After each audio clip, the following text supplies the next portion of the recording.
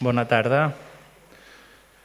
Benvinguts en aquesta tercera sessió del curs Lacan. L'artista ens porta sempre a la davantera.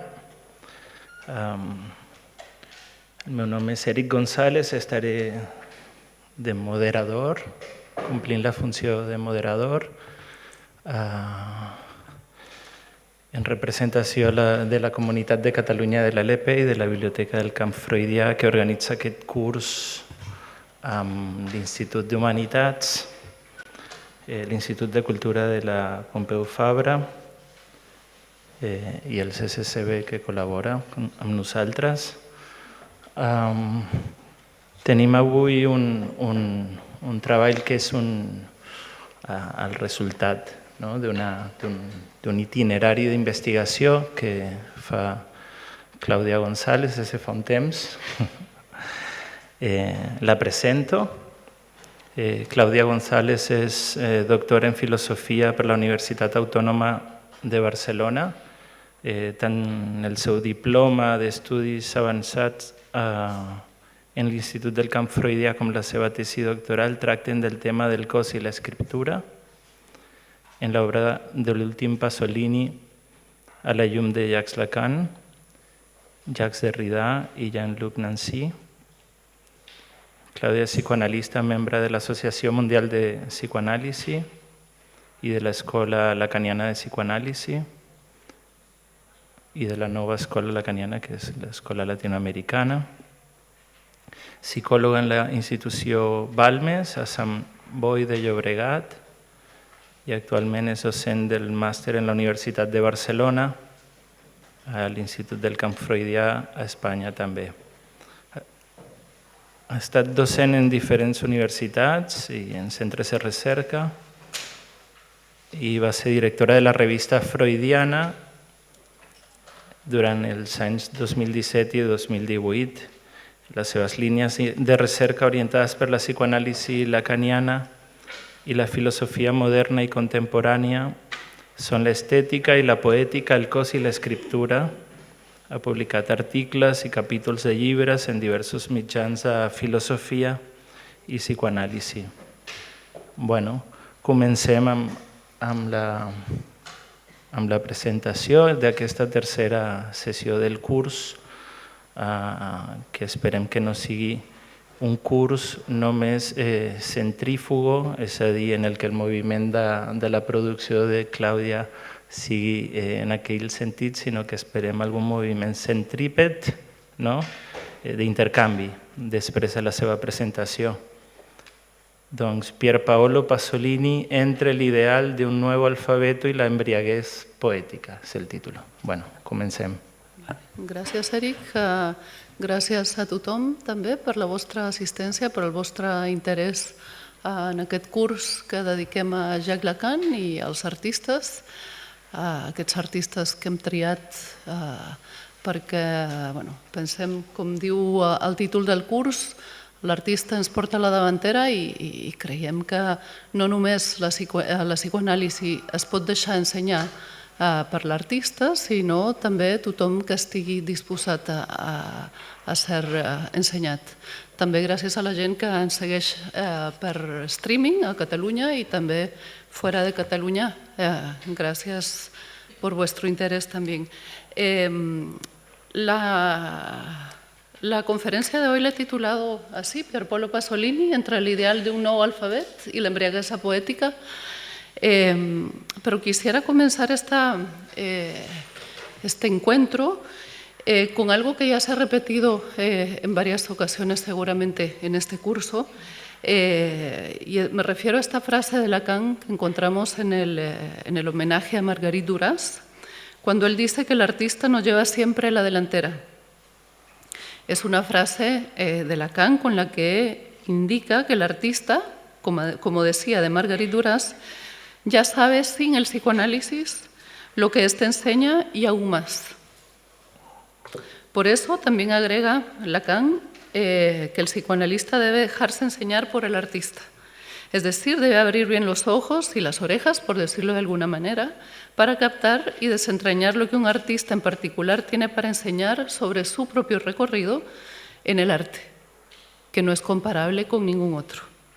O sea, ya sea escritor, pintor, bailarín, escultor, él, el artista, sabe sin saberlo mucho más que el psicoanalista sobre cuestiones que conciernen e interesan al psicoanálisis, como pueden ser, entre otras, el sufrimiento y el saber hacer, el síntoma, las fantasías, los procesos inconscientes, el límite entre el placer y el displacer, la vida y la muerte, los fantasmas de cada uno y lo que se puede llegar a inventar para tratar lo que tal vez podríamos llamar lo insoportable del mundo y del mundo de cada uno.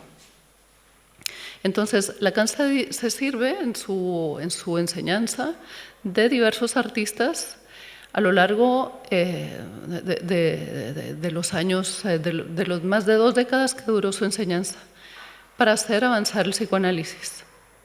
Y los toma para introducirse en su obra, para preguntarse por lo que hacen, cómo lo hacen, qué tratan a través de su particular manera de hacer con el arte.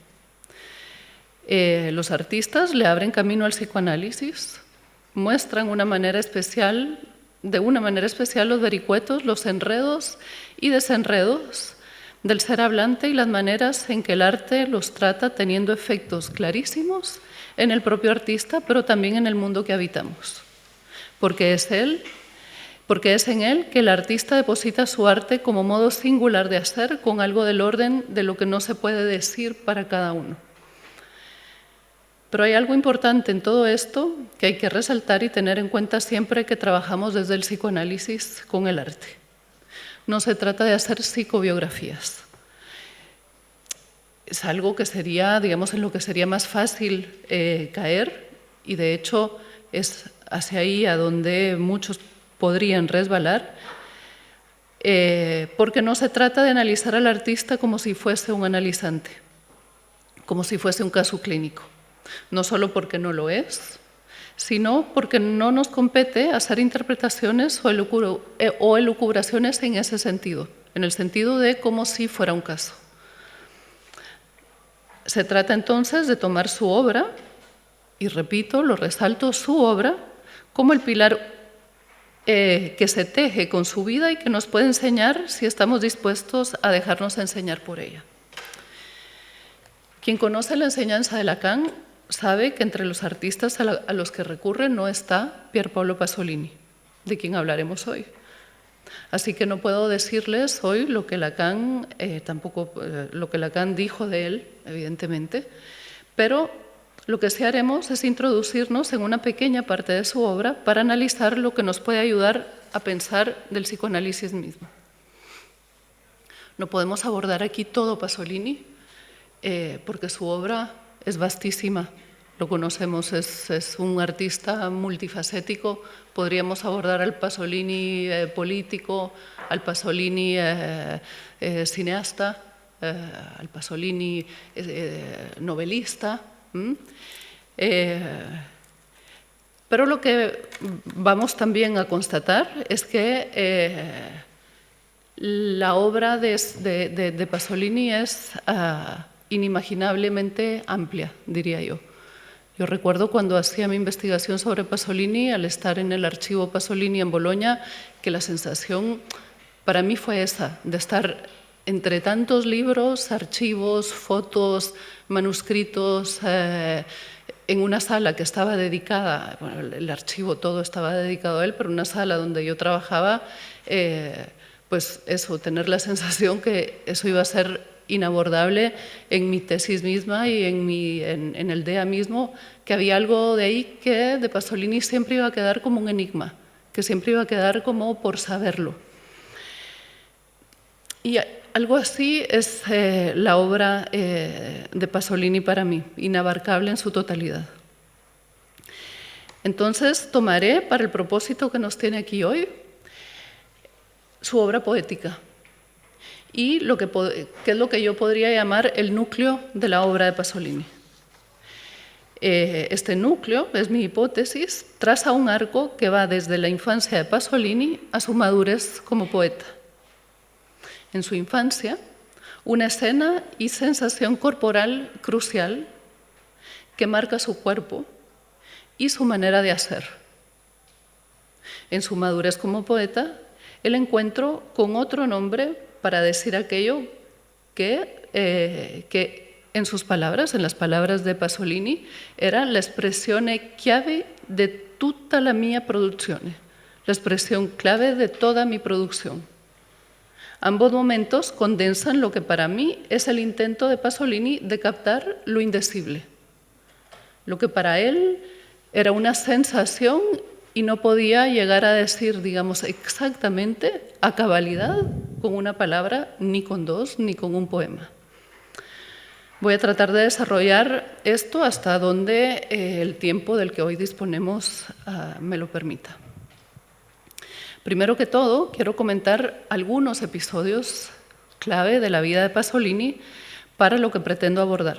No me voy a extender en su biografía.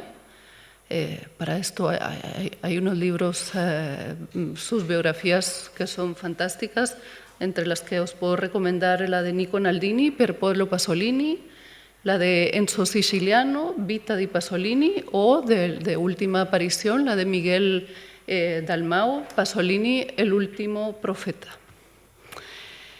Pero sí quiero resaltar algunos rasgos o momentos que me parece que están tejidos en su hacer y en el saber hacer que podemos rastrear en su obra. Pasolini empezó a escribir poesía a los 7 años y desde entonces no dejó de hacerlo. La poesía lo acompañará toda la vida y él dice como arma es una palabra que él usa en uno de sus poemas autobiográficos, El poeta de las cenizas, y lo usa también como llave para entrar en el mundo de lo que para él precedía a las palabras. De esto último, diré, por ahora, que Pasolini creía que existía un mundo preverbal y que había que intentar acceder a él. Fue parte de lo que desarrolló en sus escritos más epistémicos, si podríamos decirlo así, y que podemos leer, por ejemplo, en Empirismo herético, donde dice, lo cito, «No me he enfrentado jamás a una definición de lo no verbal. ¿Puedo arreglármelas para encontrar algo que se asemeje a esa definición faltante? Desde hace tiempo hablo de un código de desciframiento cinematográfico análogo al del desciframiento de la realidad. Esto implica la definición de la realidad como lenguaje, de modo tal que en sustancia los signos de las lenguas verbales no hacen más que traducir los signos de las lenguas no verbales. O en este caso, los signos de las lenguas escrito-habladas no hacen más que traducir los signos del lenguaje de la realidad. El lugar donde esta traducción se desarrolla es la interioridad. A través de la traducción del signo escrito-hablado, el signo no verbal, o sea, el objeto de la realidad, se representa, evocado en su ser físico, en la imaginación. Lo no verbal, por lo tanto, no es otra cosa que otra verbalidad, la del lenguaje de la realidad. Dado el caso que use la escritura o que use el cine, otra cosa no hago que evocar su ser físico traduciéndola, la lengua de la realidad. A la misma doy siempre, de todos modos, la primacía». Fin de la cita. Bien, en relación a este planteamiento vamos a situar el primer episodio de su vida que yo considero una marca, una herida, un rasgo que fue dejado en su cuerpo y que responde a un placer que el niño Pasolini le pareció desbordante. Aquí quiero recordar una indicación de Éric Laurent, un psicoanalista francés, que nos indica que la forma en la que el sujeto respondió por primera vez con su cuerpo a ese encuentro, la forma en que lo trató, es específica en cada caso. Es decir, que no hay dos casos iguales que lo hayan tratado igual, y Éric Laurent señala que hay que seguir eso muy de cerca. Este es un momento en el que Pasolini tiene alrededor de 3 años y que, como él mismo advierte, todavía no había accedido a la lectoescritura. Lo llamaremos el momento Teta Veleta. Y lo cito.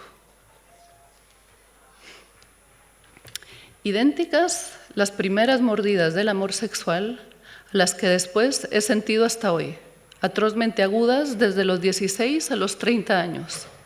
Esa dulzura terrible y ansiosa que se aferra a las vísceras y las consume, las abraza, las retuerce, como un golpe de aire cálido, angustiante, frente al objeto de amor. De aquel objeto de amor recuerdo, creo, solo las piernas y precisamente la cavidad detrás de la rodilla con los tendones tensos y la síntesis de sus facciones de criatura distraída, fuerte, feliz y protectora, pero traidora siempre llamada hacia otra parte. Yo no sabía, naturalmente, de qué se trataba. Solo sentía la presencia física de ese sentimiento, tan densa y ardiente que me retorcía las vísceras. Me encontré entonces con la necesidad física de nombrar ese sentimiento. Lo llamé Teta Veleta. Pero nos podríamos preguntar, ¿de dónde surgen estas palabras? Pasolini nunca lo supo. Una vez su primo, Gianfranco Contini, le dijo que tetis significaba sexo en griego. Pero en realidad, más allá de unas pocas conjeturas, nunca hubo una elaboración propia de Pasolini con respecto al significado de Teta Veleta, en tanto referida a otras palabras. Es decir, que podía relacionarlas, pero él no sacaba un significado de lo que eso decía, porque para él Teta Veleta implicaba una sensación corporal única para la que él había tomado un nombre que ese niño de 3 años inventó en ese momento. Podríamos decir de otra manera que es una combinación de palabras que permaneció desprovista de sentido y más bien vinculada en exclusiva a la experiencia de goce del sujeto y utilizada para nombrar paradójicamente aquello que el lenguaje no alcanzaba a decir. Esta sensación se repite durante la vida de Pasolini varias veces, durante su adolescencia, en su adultez. A veces él mismo dice que buscaba esta sensación. Lo interesante de Pasolini como artista para el psicoanálisis, entre otros elementos, es la manera en la que él introduce este rasgo, esta búsqueda, esta contradicción o paradoja en toda su obra y las diversas maneras en que la trata.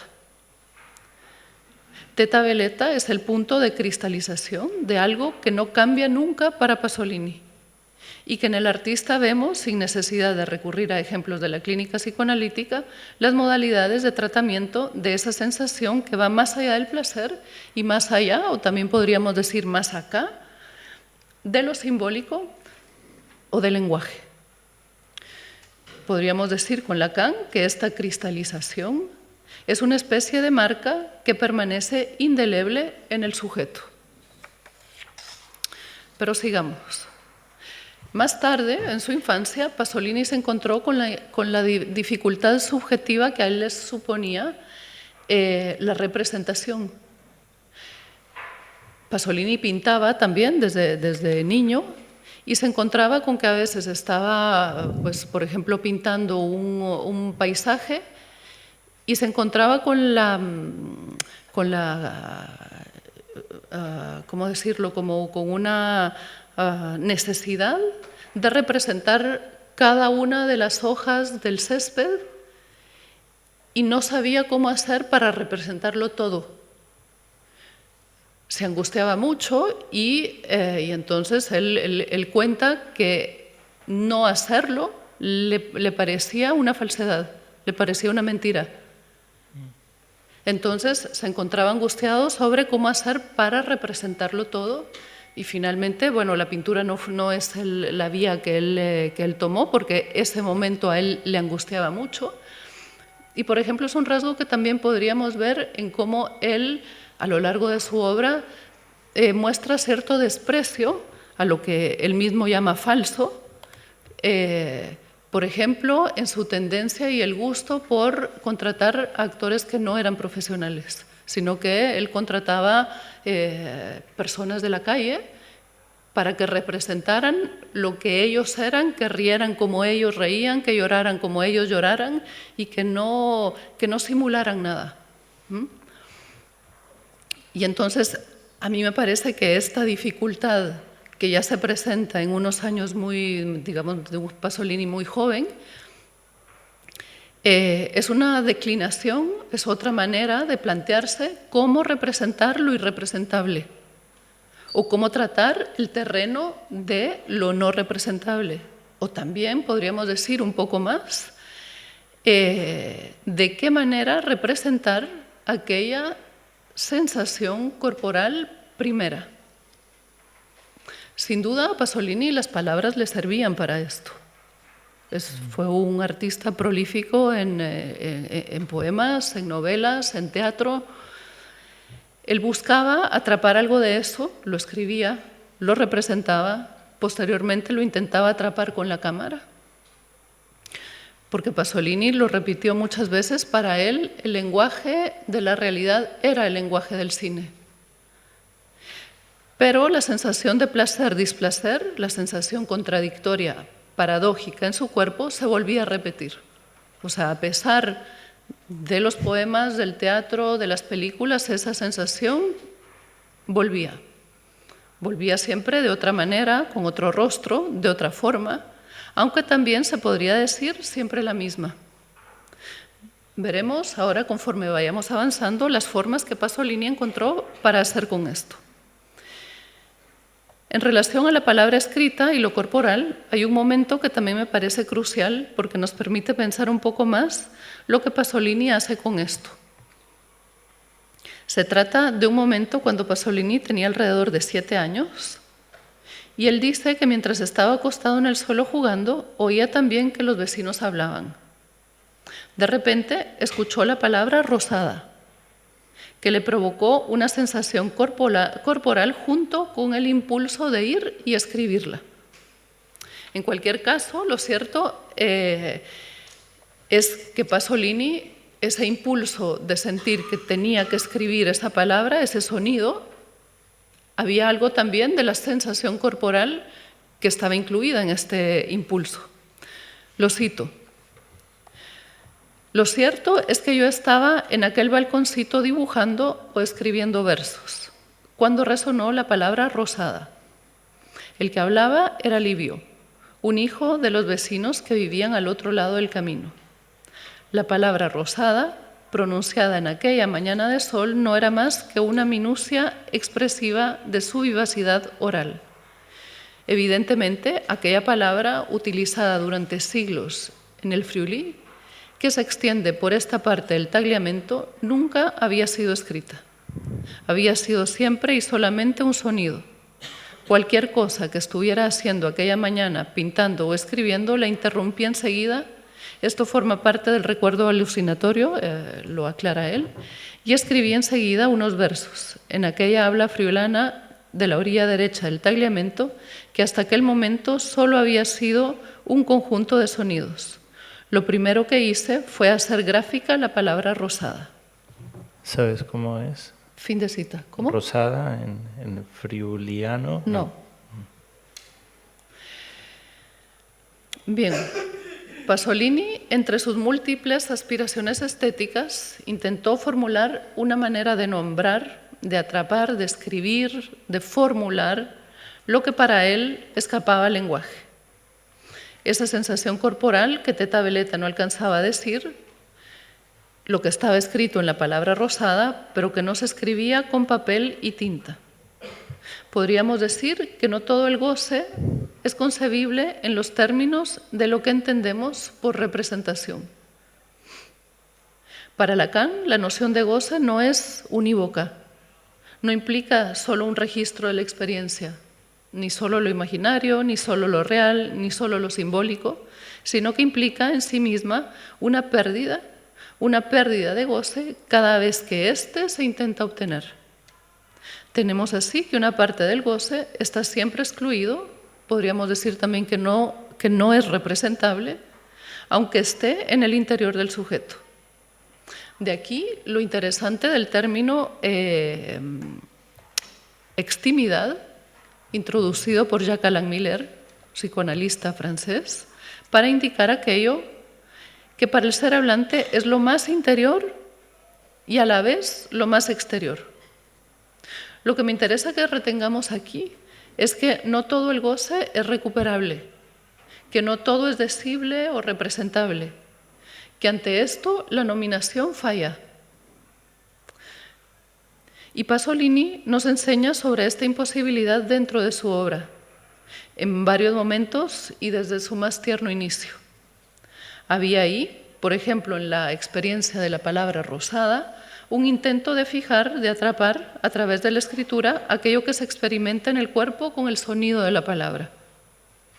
La idea que conseguirlo era posible acompañó siempre a Pasolini. De ahí que procurara cada vez más decididamente alcanzarlo con algo que dice de varias maneras y sobre todo con lo que insiste al final de su obra. Por ejemplo, en Petróleo, su último libro que quedó inacabado, cuando dice la narración ilimitada hasta el infinito. Incluso Pasolini en Petróleo propone inventar este nuevo alfabeto inspirado en Henri Michaud.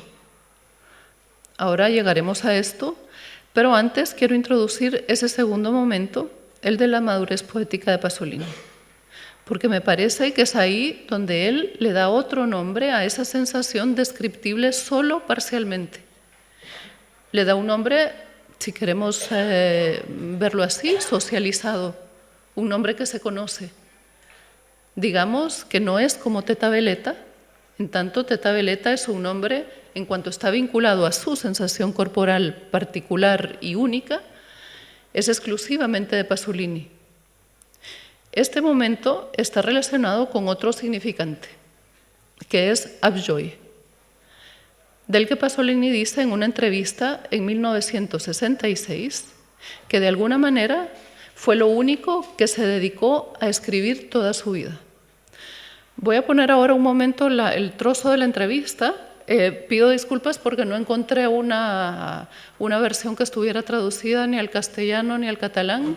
Entonces yo hice una traducción de la parte más importante que me interesa más de la entrevista y ahora la vamos a escuchar en italiano, subtitulada al francés. Y luego pondré la parte traducida. Est-ce qu'on ne pourrait pas dire que finalement, toutes vos œuvres, romans, films, poèmes, expriment surtout et à la fois une grande joie et une grande souffrance devant la vie?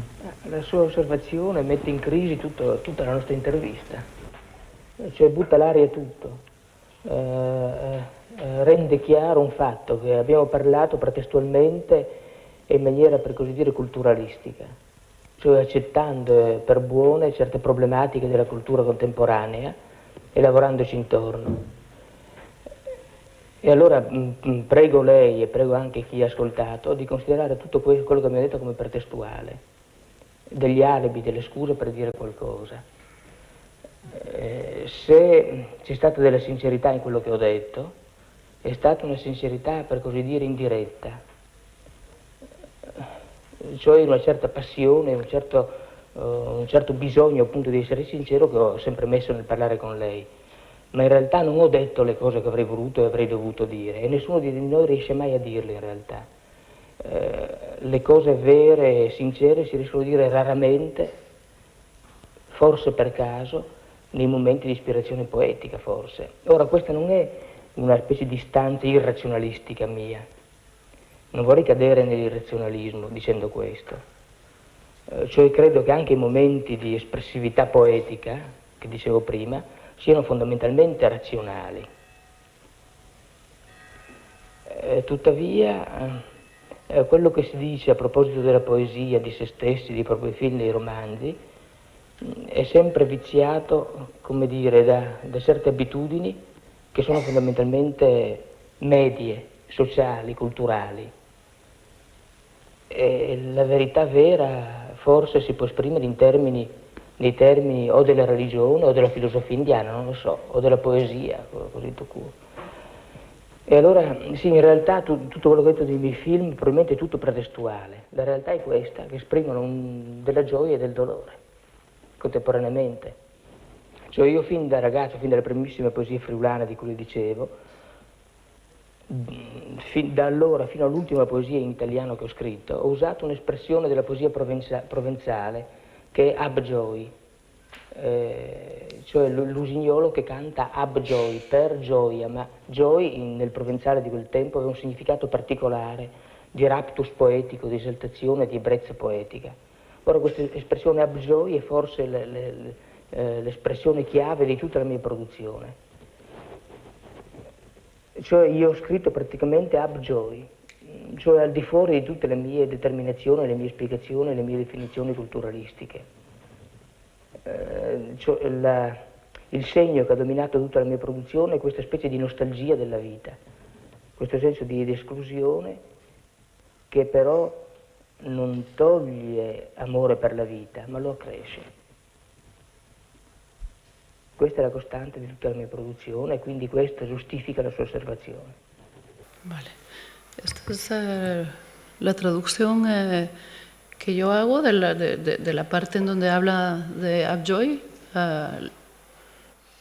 Dejo aquí para que lo lean. Dice, la realidad es esta, que mis films expresan la alegría y el dolor al mismo tiempo. Desde niño, desde la primerísima poesía friulana que le decía, hasta ahora, hasta la última poesía en italiano que he escrito, he utilizado una expresión de la poesía provenzal que es abjoy. El ruiseñor que canta abjoy por alegría. Pero joy, en el sentido provenzal de aquel tiempo, tenía un significado particular, de rapto poético, de exaltación, de embriaguez poética. Esta expresión abjoy es tal vez la expresión clave de toda mi producción. Yo he escrito prácticamente abjoy. Más allá de todas mis determinaciones, de mis explicaciones, de mis definiciones culturales. El signo que ha dominado toda mi producción es esta especie de nostalgia por la vida, esta sensación de exclusión, que no quita el amor por la vida, sino lo acrecienta. Entonces vemos aquí la paradoja que hay también dentro de esta otra palabra que él escoge, ¿no? Esta contradicción que la encontramos en muchos en poemas de Pasolini también, pero quiero detenerme un momento en el significado, en el significante joy y en su etimología para saber lo que lee Pasolini y lo que dice que interpreta. La expresión abjoy, como él mismo dice, viene de la poesía provenzal y no solo tiene la acepción de la alegría, sino que también está impregnada de un sentido cercano al arrebato propio de la mística, la del goce, que en el ámbito de la poesía religiosa también recibió el nombre de gozo. El catalán, lengua emparentada históricamente con el provenzal, ha separado la palabra joy en dos, joia y goig. Joia es una alegría y un placer fortísimos, intensos, podríamos decir, y goig, una emoción que causa un placer muy grande. Ambas acepciones incluyen una experiencia corporal. También se puede seguir la etimología de esta palabra a través del inglés mediante el análisis de la palabra joy. En el Merriam-Webster Dictionary indica que es una palabra, y lo cito, del inglés medio, del anglo-francés joie, del latín gaudia, plural de gaudium, de gaudere o regocijo. Probablemente está relacionado con el griego getein, regocijarse. El primer uso conocido es del siglo XIII. Bien, la palabra joy entonces viene del francés y este lo tomó la lengua provenzal, pero la palabra era de uso en todo el ámbito de la lengua occitana. Abjoy podríamos decir entonces que remite al cuerpo y a algo del orden de un exceso también. Aún sabiendo esto, lo que interesa es lo que Pasolini dice al respecto. Él lee a Joy como un efecto vinculado a la experiencia poética, a la de la verdad, la embriaguez y el arrebato, a la contradicción, la paradoja, la alegría y el sufrimiento sentidos a la vez. Porque esto es algo que él remarca, que la alegría y el dolor lo siente, dice, contemporáneamente, al mismo tiempo. Se trata de una forma del goce, lo que él puede decir del goce. Hay otra parte que no puede decir y tras la que él va a seguir intentando atraparlo. Se trata, asimismo, de una experiencia de goce que él mismo vincula con el sentimiento de la vida, con la felicidad, en su dimensión más corporal, pero también con la vivencia de un sentido poético, además de con su propio cuerpo. Él mismo añade decisivamente que es la expresión clave para toda su obra. Y vamos a decir que Pasolini testimonia de esto en diferentes partes de su obra. Por ejemplo, en su poesía. Y lo que se puede seguir en Pasolini es como este deseo de decir, este intento de decir, estas ganas de llegar a lo preverbal, de decir algo que finalmente atrapara esa sensación corporal que lo rebasa, digamos. Lo que podemos ir siguiendo en su obra es cómo esto va cobrando como cierto ímpetu, cierta fuerza, cada vez más desgarradora, diría yo, cada vez más cruda, más brutal, hasta llegar al último Pasolini, que yo situaría el Pasolini de los 70s, de Petróleo, de Bestia de estilo, el Pasolini de Saló. Pero esto va cambiando en Pasolini y vemos cómo este intento está desde el inicio en su poesía, con La religión de mi tiempo, por ejemplo, o Poesía en forma de rosa, en donde él habla y compone varios poemas a la vida, pero siempre con una paradoja. Por ejemplo, hay un poema que se llama Una desesperada vitalidad, en donde hay esta constante contradicción, esta paradoja de sufrimiento y dolor al mismo tiempo. El Ruiseñor de la Iglesia Católica también va en esta línea. En Empirismo herético también encontramos a un Pasolini que elabora más epistémicamente las cuestiones que le interesaban en relación al lenguaje y al cuerpo y a otras cuestiones también. Y vemos cómo trata esto en el cine, por ejemplo, en la trilogía de la vida. Il Decamerone o Las mil y una noches, Los cuentos de Canterbury, son 3 películas en donde vemos cómo él hace un tratamiento del cuerpo, de la vida, del goce del lado de la vida, de una manera muy sutil, incluso alegre, podríamos decir. Pero esto cambia en un momento de la vida de Pasolini que él traslada a su obra y que lo podemos empezar a seguir más o menos a partir de la abjuración de la trilogía de la vida, en donde Pasolini, esto está en Cartas Luteranas, empieza a expresar un odio y una desilusión por los cuerpos, por el sexo, por el poder, por la cultura, y adelanta ya algo de su última película, de Saló, porque termina la trilogía de la vida, la abjuración de la trilogía de la vida diciendo: readapto mi compromiso para una mayor inteligibilidad. Y entre paréntesis escribe Saló con un signo de interrogación. Lo mismo sucede con su propuesta de hacer un teatro de la palabra, el Teatro di Parola, en donde en estas 3 obras por Chile, Orgia y Bestia da Stile, él presenta historias, digamos, casi podríamos decir sin velo, al estilo de Saló, pero en teatro. Y lo seguimos también en su último libro, en Petróleo, en donde él se planteaba hacer esta narración infinita Era un libro que él planeaba que iba a tener más de 1000 páginas, no recuerdo cuántas exactamente decía él. Es un libro que, como sabemos, dejó inacabado porque justamente lo mataron. Entonces, aquí me gustaría resaltar cómo empieza a haber la tensión entre la embriaguez poética y el ideal de un nuevo alfabeto. Porque es lo que hemos ido rastreando ahora, así muy sintéticamente,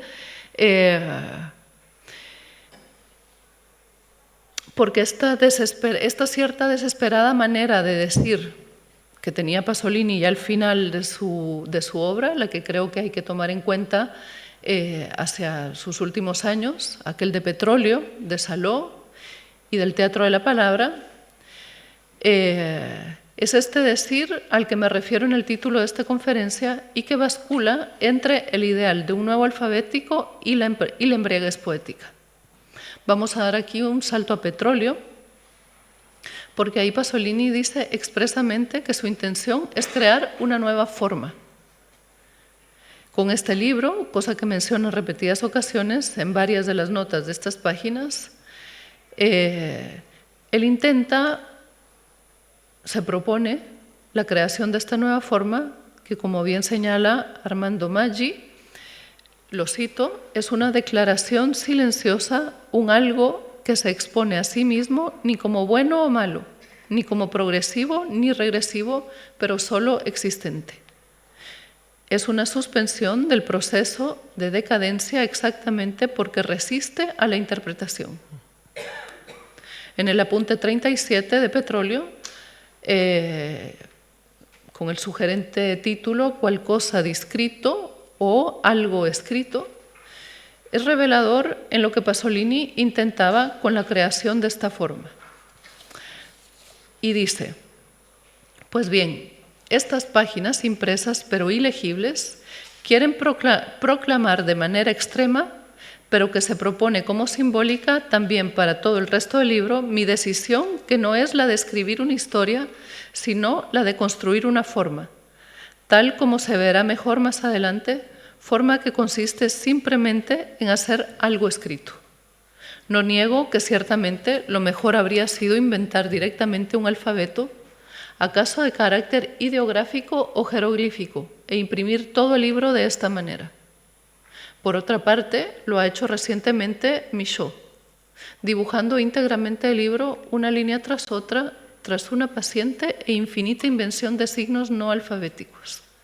Pero mi formación cultural y mi carácter me han impedido construir mi forma a través de semejantes métodos extremistas, sí, pero también extremadamente aburridos.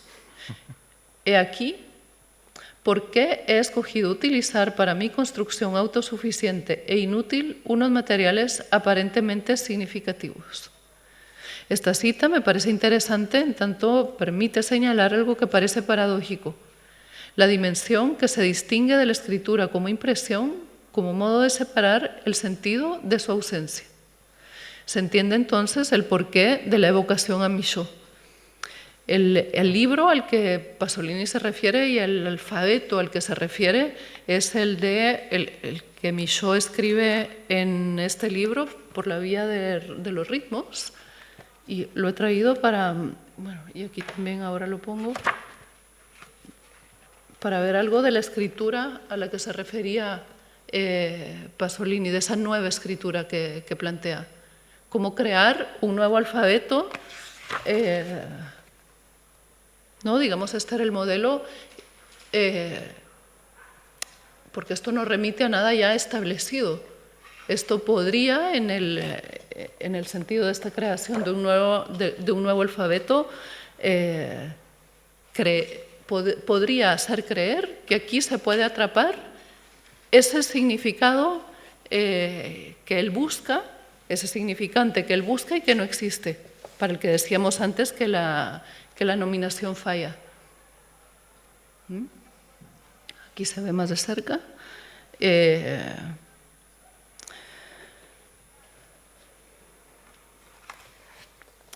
Pasolini Entonces, aspiraba de diferentes maneras y cada vez más insistentemente a crear un lenguaje que remitiera a sí mismo, que atrapara la realidad a través de la realidad misma. Es decir, un lenguaje que eliminaría la opacidad, que no sería el muro del que habla Lacan. Para Lacan, en el Seminario 20, el lenguaje es un muro entre los seres hablantes. ¿Por qué? Porque hay el malentendido por en medio. Pero más allá de este sueño de transparencia de Pasolini, de lo que se trata es de una realidad que en última instancia concierne a lo real de la lengua, de la escritura en el cuerpo, de una escritura que no atrapa, que no contiene, que no escribe ningún sentido. Y finalmente, ante la imposibilidad de conseguir tal transparencia, se renueva el intento de volver a una pura letra, en el extremo opuesto, el de la completa opacidad de una letra indescifrable. A partir de lo que sabemos de la obra de Pasolini y de lo que él mismo dijo y articuló sobre ella y su vida, se podría decir que Pasolini intentaba arrojar demasiada luz, quizás demasiado saber sobre eso irrepresentable mismo. Lo que no sería lo mismo que bordear un vacío en la vida de lo que señala Lacan en Litura Terra, cuando dice, usando precisamente un poema de Henri Michaud, entre centro y ausencia, entre saber y goce. Esta elaboración de Lacan invita a pensar que entre estas dos nociones, entre saber y goce, o entre lo que son, digamos, dos dimensiones distintas, dos terrenos distintos, hay necesariamente un vacío que cualquier forma de tratamiento debería tomar en cuenta.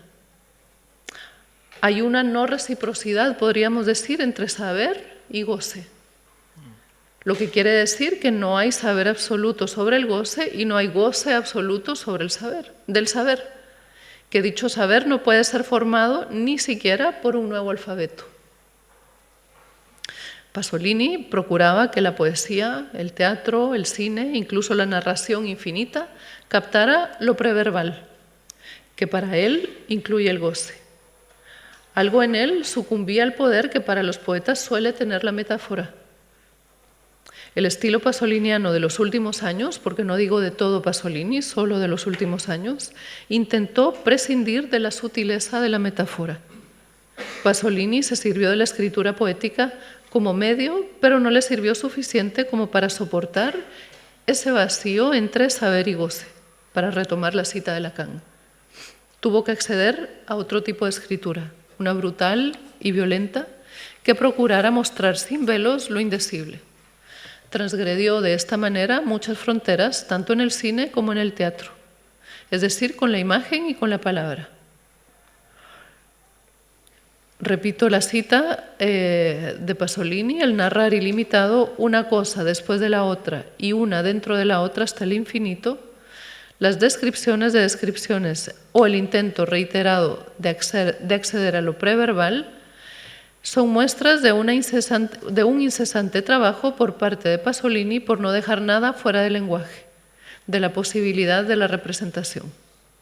Se podría decir, desde el psicoanálisis lacaniano, que hay una lengua en tanto los significantes y los significados, la lengua de la lingüística, digamos, y la lengua del cuerpo, que, cito a Éric Laurent, que es la lengua del goce y que no autoriza ningún hedonismo feliz, sino que obliga a enfrentarse a su real. Fin de cita. Ahí es donde me parece que radica la dificultad que tenía Pasolini al final. No accedió a dejar sin significación la sensación corporal que le excedía. Bien.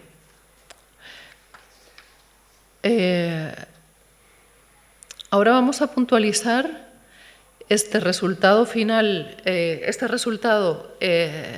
al final de la obra de Pasolini podríamos decir que era una escritura sin fin. Vamos a pensar lo no verbal como otro nombre de la embriaguez poética.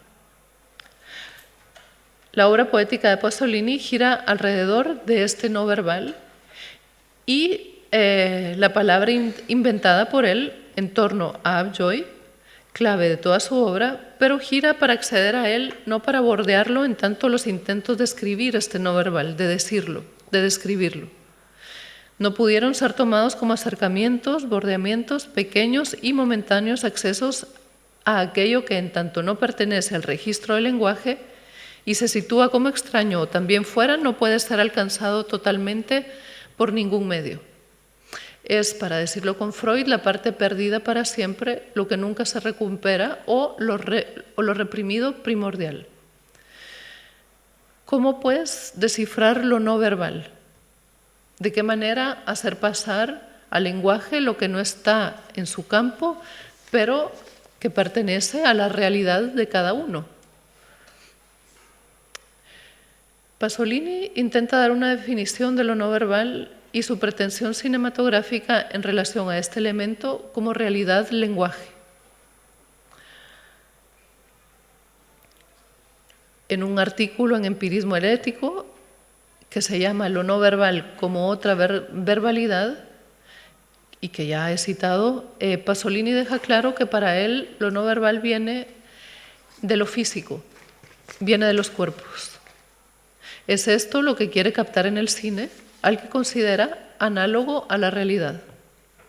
Se puede decir que intenta captar lo físico, lo no verbal que él considera otra verbalidad, es decir, una cuestión corporal que él cree se puede decir con el lenguaje que es proporcional a él. Es esta proporción-relación cuerpo-lenguaje en donde me parece que al final de su obra y de su vida, Pasolini se pierde al final o manifiesta, para decirlo de otra manera, la desesperada vitalidad de la que testimonia en varias de sus obras y de sus poemas y de su obra. Esta desesperada vitalidad podríamos decir que hacia el final aparece con más fuerza. Por tanto, también lo que decía al principio, que esta desesperada vitalidad entonces ya no accede a la metáfora. Ese es el vínculo infinito para él, el que quiere hacer existir, el que quiere comprobar, demostrar o decir. La proporción, la relación que tiene que rehacer una y otra vez de diversas maneras en su obra, vínculo proporcional entre lo que tiene sentido y lo que no, entre lo que puede decirse con las palabras y lo indecible. En tanto, solo puede circular entre lo que se dice sin jamás decirse. Relación equitativa imposible entre el cuerpo y la palabra. Pasolini, a la vez que intenta desesperadamente esto, también pone de manifiesto, lo cito, que hay cosas, incluso las más abstractas o espirituales, que se viven solo a través del cuerpo. O también dice, lo vuelvo a citar, lo que siempre habla en silencio es el cuerpo. Son notas sueltas que están todas en petróleo. Da así una versión del cuerpo que prescinde de la palabra y a la que se le podría dejar así sin el intento de ser representada, atrapada, escrita o captada por una cámara. De la misma manera infinita, pero refiriéndose a las imágenes, dice que se quisiera imaginar un diccionario infinito de imágenes. Sin embargo, Pasolini está advertido de que hay algo que por más que intente, no puede pasar a la palabra. Pero saberlo no le garantiza nada. Aún sabiéndolo, pasa a la acción, al escándalo, a la crudeza de las imágenes y a las palabras. En un artículo de 1974, titulado Tetis, dice que le parece que la única realidad preservada es la del cuerpo. Y lo dice así, lo cito. El símbolo de la realidad corpórea es en efecto el cuerpo desnudo. Es, de modo todavía más sintético, el sexo. No habría llegado al fondo de la representación de la realidad corpórea si no hubiese representado el momento corpóreo por definición. Fin de cita. El sexo sería, pues, el símbolo de la realidad del cuerpo. Pasolini procuró filmar esto en sus películas de diversas maneras, a veces sutiles, como decíamos antes, alegres, sugerentes, y otras crudas y sin velo. Bien, para ir terminando, el furor poeticus. Pero, ¿qué hace Pasolini con su propio irreductible? ¿Qué hace con esa insistencia del cuerpo, con lo no verbal que procura representar una y otra vez? En un primer momento podríamos decir Pasolini juega, para usar sus palabras, con esa representación de lo ilógico a través de la poesía y de la pintura, como él mismo lo narra en distintas notas autobiográficas. Es decir, hubo una época en su vida en que la escritura poética le funcionó para tratar aquello que él mismo planteaba como desbordante. Luego, cuando él mismo se daba cuenta que no le seguía sirviendo tal como le servía, como le funcionaba al principio, encuentra y nombra esta sensación como abjoy. Voy a citarlo una vez más en Pasiones heréticas, en donde él habla de cómo para él funcionaba cuando todavía vivía en Casarsa la poesía. Dice, en estas tonterías, en esta inútil maravilla puede circunscribirse mi juego poético. Pero entonces, ¿cómo explicar que yo escribiera versos a los 7 años? La relación entre el papel blanco y yo no ha cambiado demasiado desde entonces. Lo ilógico, que puede reducirse al único deseo de poetizar, el puro furor poeticus, sigue siendo igual en mí al de aquellos tiempos, que están muy cerca, te lo aseguro, que no son lejanos. Lo estético me es útil para poner en funcionamiento lo ilógico. La autocrítica me ayuda a abandonarme a lo anormal, a excitarme con el juego de las analogías y de las aliteraciones, las cosas más ilógicas. La noción joy, entonces, en tanto rapto poético, con todas las contradicciones que supone, era para Pasolini un referente en su poesía y en su vida, desde muy joven, como hemos dicho aquí. Fue con ello que procuró hacer algo a través del arte, entre una extrema felicidad, podríamos decir, y malestar excesivos. Pasolini se debatía con los extremos que comportaban ciertas experiencias que para él fueron claves y en las que terminó usando el cuerpo como instrumento, como portador de la escritura que él llamaba poesía.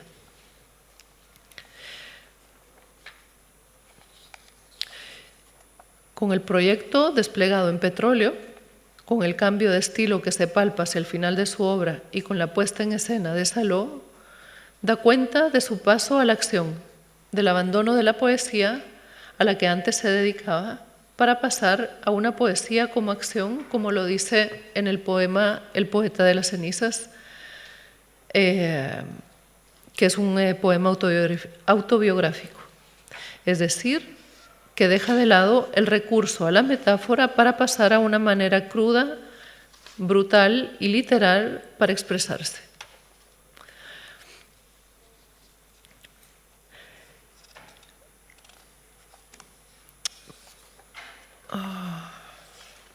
Voy a saltarme unas partes porque tenemos ya poco tiempo.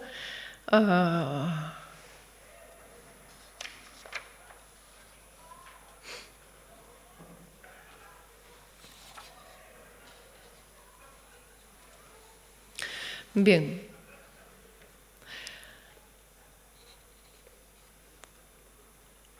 ¿Qué podríamos decir de este Pasolini que pierde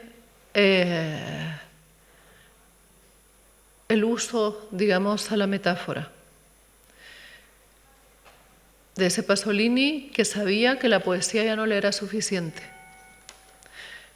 En este poema, El poeta de las cenizas escribe, lo cito, os he contado estas cosas en un estilo no poético para que tú no me leas como se lee a un poeta. Fin de cita. Carla Benedetti, autora de un libro que se llama Pasolini contro Calvino, en donde hace una comparación entre la escritura de Pasolini y la de Italo Calvino, considera este giro en la obra poética de Pasolini como una pérdida de fe en la poesía o también como una conversión al revés, en reversa en ella. La cito: hay por tanto una distancia abismal que separa la primera idea de la poesía de la acción de la última. Lo que muta es la naturaleza misma de aquel objeto artístico que llamamos poesía.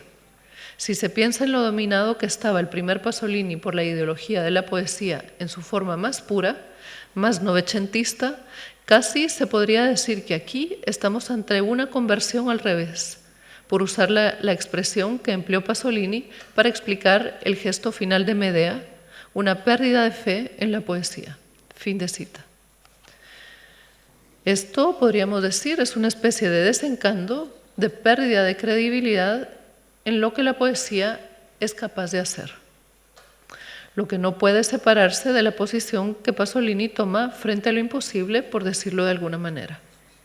Lo imposible, en tanto siempre hay un punto en el que el ser humano se encuentra con un no poder, a manera de un no poder decir, no poder hacer, no poder saber, que implica lo que con Freud y Lacan llamamos la castración.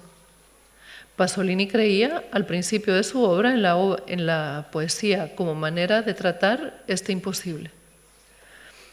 Es ahí, frente a lo real, frente a lo imposible, en sus múltiples declinaciones, donde la respuesta singular de cada sujeto es de mucha importancia, pues de ella deriva su síntoma y sus efectos o también el manejo de las consecuencias de este encuentro con lo real causa. Se trata, pues, en Pasolini del tratamiento de algo que no es el cuerpo-organismo, que no es el cuerpo de carne y hueso, sino algo de otra dimensión, si se me permite decirlo así, que nada tiene que ver con los órganos del cuerpo ni con su imagen, haciendo alusión a esa parte del cuerpo como exterior que mencioné al inicio de la conferencia. Jacques Miller dice: la parte exterior, la parte espacial, excluye precisamente la entidad del cuerpo, la unidad del organismo. Se trata de lo que resplandece en la experiencia analítica como gozar de un cuerpo, donde la palabra cuerpo no es una parte de lo extenso. El cuerpo, la entidad del cuerpo, es lo que hay que suponer para que el goce tenga un soporte. De aquí los reparos al concepto de sujeto del significante y que Lacan se vea llevado a conceptualizar al paciente en la experiencia analítica como un parletre.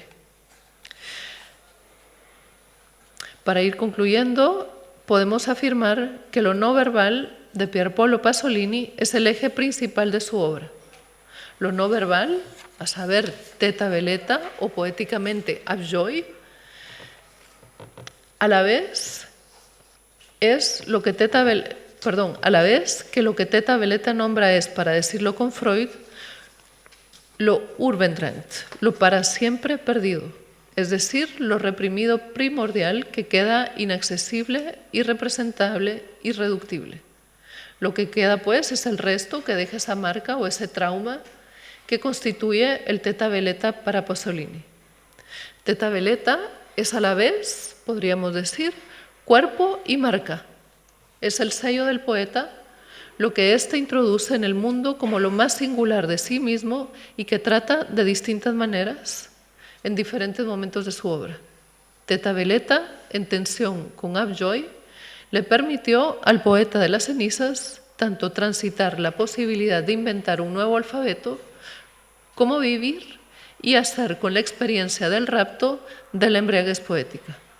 Con ello nos dejó este gran legado poético multifacético del que nos dejamos enseñar como psicoanalistas y del que hoy solo os he traído un mínimo esbozo.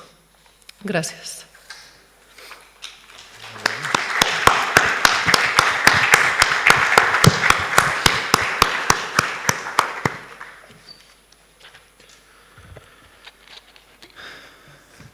Gracias, Claudia. Bueno, empezamos. Tenemos un rato, 25 minutos para conversar. Si tenéis alguna pregunta o comentario, podéis levantar la mano. Claudia se ha dejado bastantes cosas en la medida en que iba avanzando. Yo que tengo el texto escrito me he dado cuenta, entonces con las preguntas seguramente le daréis la posibilidad de ampliar cosas. Bueno, yo quería empezar preguntándote, así comenzamos un poco a conversar sobre lo preverbal, ¿no? Básicamente una pregunta sencilla, ¿cómo lo podemos pensar nosotros? Es decir, ¿qué nos enseña ese hallazgo? ¿Es una certeza? ¿Es una verdad? ¿Es una intuición? ¿Y qué nos enseña, ¿no? Hay varias cosas que se van declinando en lo que fuiste más o menos despejando de su obra. Es otra verbalidad, dice, ¿no? Está vinculado con algo que él llama lengua de la realidad, que también está muy expuesto, ¿no? en su obra cinematográfica. Está relacionado con lo reprimido primordial que has tomado de Freud, con lo indecidible, pero al mismo tiempo me pareció entender que hay una conexión con la embriaguez poética. ¿Sí? Entonces, bueno, no sé, quería pedirte un poco que ampliaras un poco cómo lo piensas tú, o qué te ha enseñado en este sentido esa finura con la que él ha tomado eso,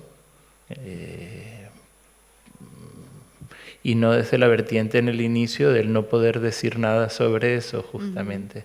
Por eso me parecía muy interesante este comentario que tú tomas al final de la conversión al reverso, que dice al revés, ¿no? La conversión al revés, en esta pérdida de fe al final, pero después de todo un recorrido, ¿no? que él hace. Entonces, bueno, un poco. Sí, yo lo preverbal, tal como él lo explica, me parece que corresponde a Teta Veleta. O sea, es lo que él nos explica que precede a el momento de haber puesto el nombre Teta Veleta, es decir, esa sensación corporal para la que, como él mismo dice, no existían palabras, y entonces me vi no sé cómo lo dice, en la necesidad de nombrarlo y lo llamé Teta Veleta. Lo preverbal tendría que ver con eso, digamos, con lo que hay antes del significante, lo que marcaría o lo que marcó ese cuerpo, y efectivamente está vinculado con la embriaguez poética, como tú decías. En tanto, a mí me parece que la embriaguez poética o el Upjoy, que es una de sus declinaciones, digamos, o una de las maneras de decirlo, contiene también ese intento de nombrar, de decir algo de esa sensación preverbal. Preverbal, pero es algo que, has dicho, marca el cuerpo, ¿no? Y en tu texto has puesto entre paréntesis cuando has dicho rasgo, trait, ¿no? En francés. Y bueno, te quería preguntar, ¿por qué rasgo en castellano? Me parece que el significado lo podemos tender a entender por el lado de un rasgo como algo identificable, etcétera, pero no sé si cuando te apuntas a ti misma en el texto trait tiene que ver algo más bien del rasgo como rasgadura. Sí, precisamente. Porque en eso es interesante, porque Teta Veleta, que es esta cosa que no se sabe qué significa, entonces tiene estatuto de letra, ¿o no? Bueno, no sé, no tienes que responderlo igual. Sí, según cómo se piense podría ser que sí. Hay una pregunta tú? aquí. Sí, comencemos. Hola, ¿Cuál es tu nombre? Karma. Karma. me ha dado la sensación de que usabas la palabra palabra mucho en el sentido de la representación. Y a mí he encontrado faltar, o a mí me importa bastante de la palabra lo que es la enunciación, además del enunciado, porque en la enunciación a veces puede ser visual o puede ser sonora, y porque la realidad emite enunciación continuamente, ¿no? Y, por ejemplo, el arte para mí es aquel lugar donde el enunciado es justamente la enunciación. Pero en este sentido que hablabais ahora de lo preverbal, quizá siempre nos condicionamos mucho con el final del proceso que es el verbal propiamente, que son signos sustitutivos y tal, pero si lo miramos más amplio, ¿no? En términos de enunciación, quizá fluye un poco mejor, ¿no? La comprensión de todo esto. Sí, me parece una distinción básica también para, digamos, para dejarse enseñar justamente por cada artista en su obra única. Porque sí, es cierto que aquí en los diferentes textos y entrevistas de Pasolini, él usa la palabra como palabra, o sea, como significante, digamos, sin ir más allá de eso, como una representación, precisamente como decías. Así que sí, sería interesante poder echar luz sobre todo esto desde la vertiente enunciación. Sí. Gracias. Teniendo en cuenta que con esa línea está la cuestión de lo que toca al cuerpo, por lo menos de nosotros como espectadores o lectores, ¿no? Hay algo que pasa, ¿no? Y no se queda en la materialidad, pero bueno, hay que ver cómo es. ¿Tu nombre, por favor? Iván Ruiz. Muchas gracias, Claudia, por esta excelente conferencia. Creo que se puede escuchar el enorme trabajo de investigación que viene de largo sobre la obra de Pasolini. Y lo que quería señalar una cosa y preguntarte sobre otra. El señalamiento es que después de la tercera conferencia se puede constatar que hay una palabra que se repite, que es la palabra paradoja. Tú la has repetido hoy en relación a Pasolini como aquel que sostiene una paradoja, según entendido, la paradoja entre, digamos, una paradoja como una especie de dos fuerzas internas, ¿no? Entre la búsqueda de un lenguaje que no deje resto y, digamos, esto como esfuerzo intelectual, y la tensión de esto con otra cuestión que es el intento de traducir qué es lo que le pasa al sujeto Pasolini según qué sensaciones y qué palabras escuchadas o que aparecen, ¿no? Y de hecho casi se podría pensar como que estas palabras de aquí, teta, veleta, abjoy, son una especie de, es como una especie de un inicio de una lengua propia, ¿no? Entonces quizás podríamos decir que, para tomar el título del curso, el artista nos lleva a la delantera en el esfuerzo, en el trabajo que hace por sostener esta paradoja y ponerla a trabajar. Creo que en este caso, el caso de Pasolini, creo que eso está muy, muy presente. Y quería preguntarte ahora si podrías, o si tú has podido investigar, elaborar alguna cosa sobre el lugar que tiene el espectador para Pasolini, el espectador o el lector, ¿no? Ahora Eric lo mencionaba, porque es uno de los pocos artistas que, de algún modo, es un analista de su propio trabajo de creación, ¿no? Con la cita que tú has traído antes, la entrevista creo que era, exacto, ¿no? Donde dice que abjoy es ese elemento que ha guiado toda la obra, ¿no? Él mismo da la clave de lo que es su trabajo artístico, ¿no? Pero entonces quería preguntarte, ¿qué lugar tiene el espectador o el lector para él? ¿Él se dirige a alguien? Sí. Sí, es una pregunta que ya ha surgido en otros momentos de conversación sobre Pasolini. ¿Él se dirige a alguien? Él, digamos, expresamente nunca lo dice a quién se refiere.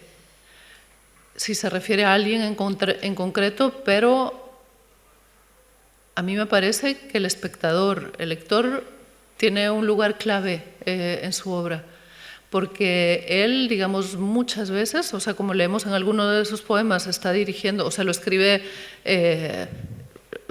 para ti, lector, pero también, por ejemplo, podríamos pensar justo antes de Petróleo, él intentó hacer un libro de fotografías suyas que él planificó con el fotógrafo, en donde él le decía cómo fotografiarlo, como si pareciera que él no lo estaba mirando y que esas fotos habían sido robadas de su casa. Entonces, son como diferentes momentos también. Yo creo que ese espectador-lector va cambiando también en los momentos de Pasolini, hasta tornarse, de ser un lector-espectador del inicio, digamos que casi no era muy importante, ese otro se fue volviendo más importante para él. Hay una entrevista también justo al final de su vida, en donde él habla de su poesía como un metalenguaje. Y en esa entrevista se dirige a los psicoanalistas y además dice que el destinatario de ese metalenguaje es Dios. O sea que ese lugar del otro va adquiriendo, yo creo que cada vez más fuerza y más presencia. Es el trait místico, ¿no? de Pasolini, sí, ese punto. Sí. Y entonces también quería introducir una cuestión, si nos puedes ampliar, porque bueno, has usado de manera muy, muy sutil y me ha gustado el término goce, ¿no? Pero te quería preguntar un poco más sobre esta cuestión, que me parece que es un eje, ¿no? Es un eje que has dedicado un poco, bueno, toda esta declinación de la etimología, ¿no? De la palabra para ubicar el joy del upjoy, ¿no? Del provenzal. Y hay un momento en donde dices el goce no es ningún hedonismo feliz. Sí, ¿no? Esa es una cita de Eric Laurent. Ajá. Sí. Entonces, en esa paradoja que ubicaba Iván está esta cuestión el clásico, lo que nos viene de Freud, digamos, su primera herejía, una de sus primeras herejías, que era decir, bueno, hay pulsión de vida y pulsión de muerte, ¿no? Entonces, bueno, un poco, si nos puedes explicar un poco, qué nos enseña sobre el goce Pasolini. Es una pregunta inabarcable, pero bueno, tú has centrado tu trabajo por lo menos en la cuestión de la articulación entre la escritura y el cuerpo, ¿no? Entonces,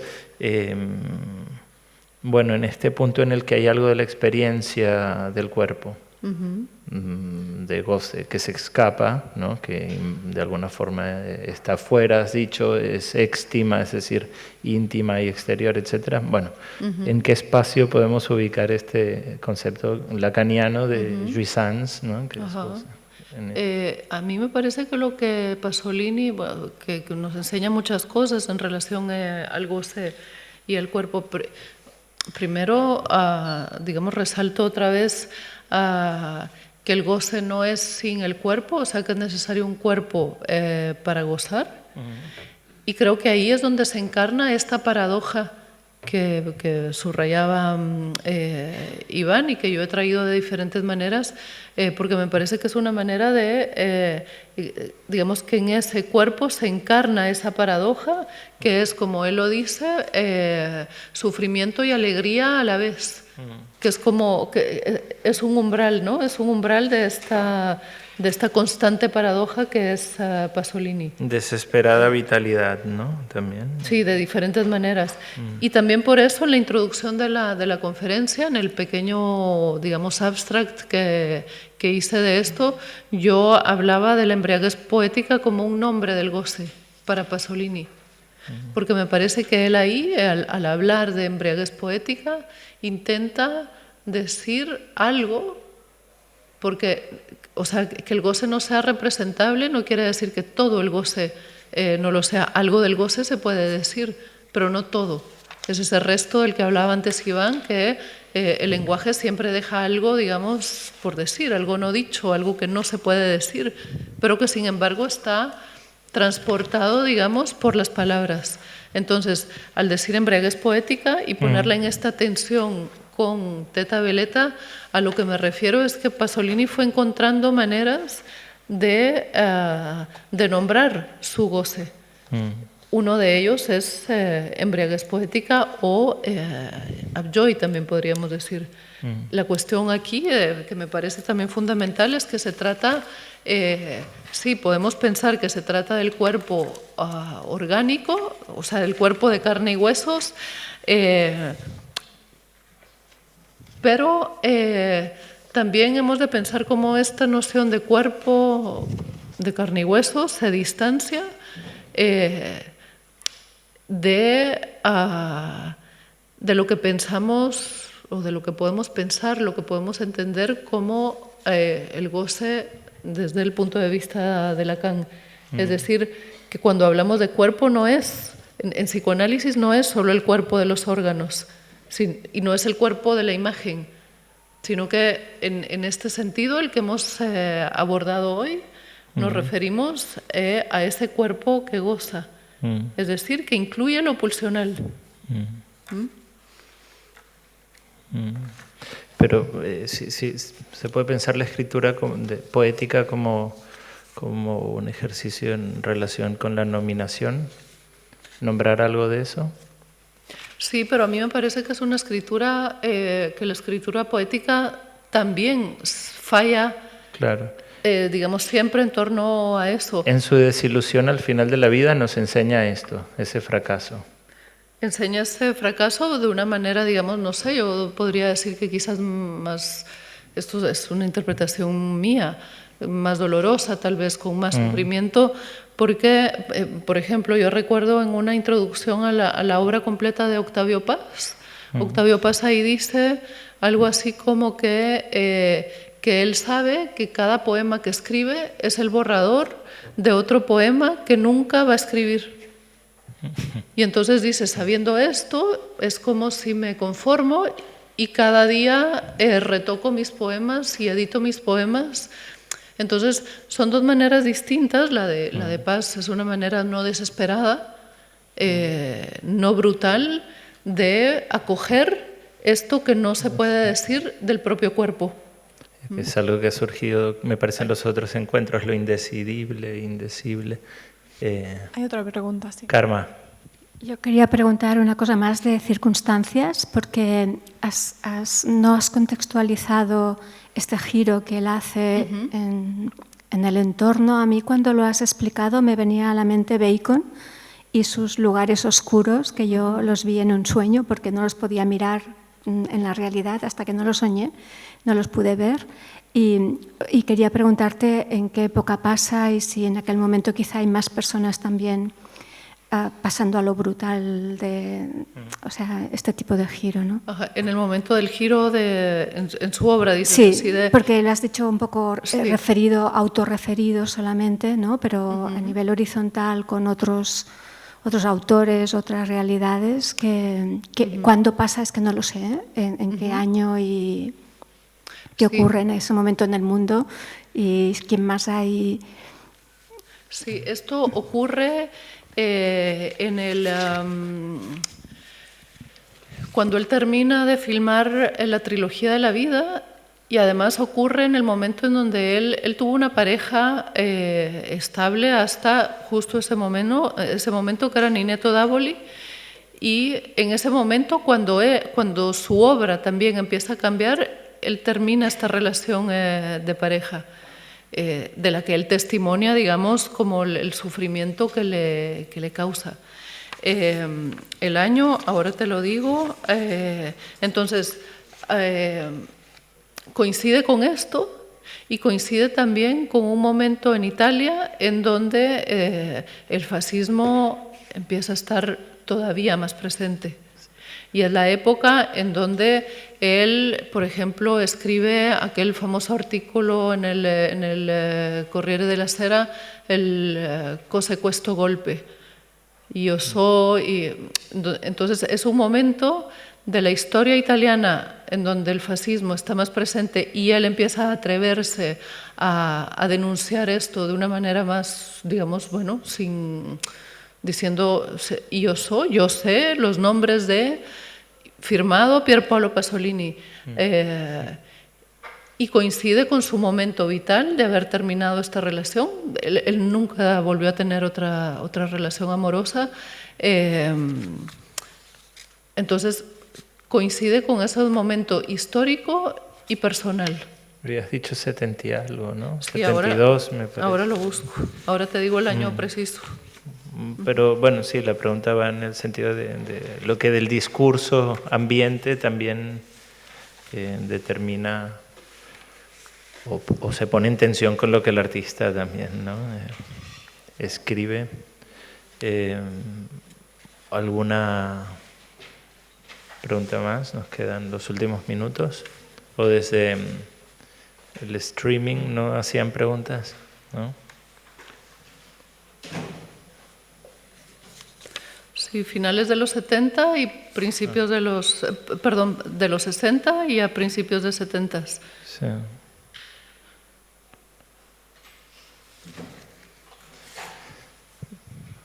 Bueno, es un recorrido a contra no sé qué, a contra corriente. Me recordaba algo que dice Lacan, muy bonito. La vida va arriba abajo, dice, tocando de vez en cuando una orilla, deteniéndose un momento aquí o allá sin entender absolutamente nada. ¿No? Parece que vamos leyendo y vamos a pensar que nos va a decir algo del gran sentido de la vida, pero ¡pum! ¿No? Y hay algo de ese recorrido, me parece que enseña Pasolini, ¿no? Eso no quiere decir que nos queden cosas. Bueno, no sé. Terminamos por hoy. Bueno, gracias Claudia González por tu ponencia y la siguiente vez será el próximo jueves a las 6:30. Bueno, gracias a vosotros también. Gracias.